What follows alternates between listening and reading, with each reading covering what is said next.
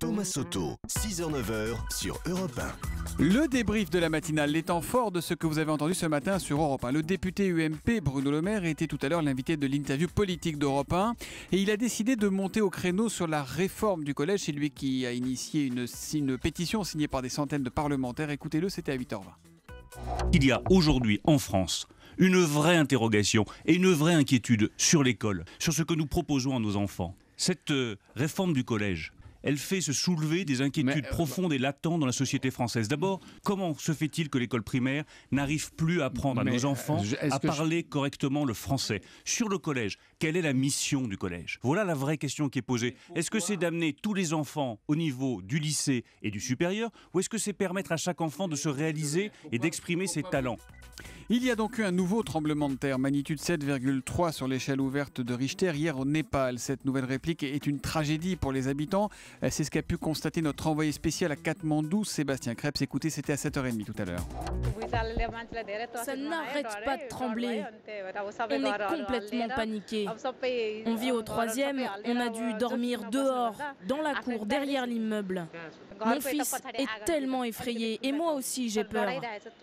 Je prends tout. Je ne reviendrai pas. Voilà, et rappelons que les associations humanitaires ont besoin d'aide, que ce soit l'UNICEF, Acted, MSF. N'hésitez pas, le moindre euro compte en ce moment. Bernard-Henri Lévy était tout à l'heure l'invité de la question qui fâche de 7h15 et je lui ai demandé si lui aurait conseillé à François Hollande d'aller rencontrer Fidel Castro. Écoutez la réponse de BHL. Non, parce que Fidel Castro, c'est d'abord un épouvantable dictateur qui a fait la chasse aux dissidents, qui a fait la chasse aux homosexuels, qui a fait la chasse aux chrétiens dans son propre pays et qui est maintenant sur une espèce de nuage comme ça, légendaire, qu'à mon avis, il ne mérite pas. Au-delà de ces dérives politiques, Castro est un mythe. Le fait de le rencontrer n'implique rien de plus, écrit Manoli34 sur Twitter avec le hashtag un matin. Autre réaction, Yann Brossa. Je n'aurais pas conseillé à François Hollande d'aller rencontrer Castro, dit BHL. Vu la qualité des conseils qu'il prodigue depuis 30 ans, 3 petits points.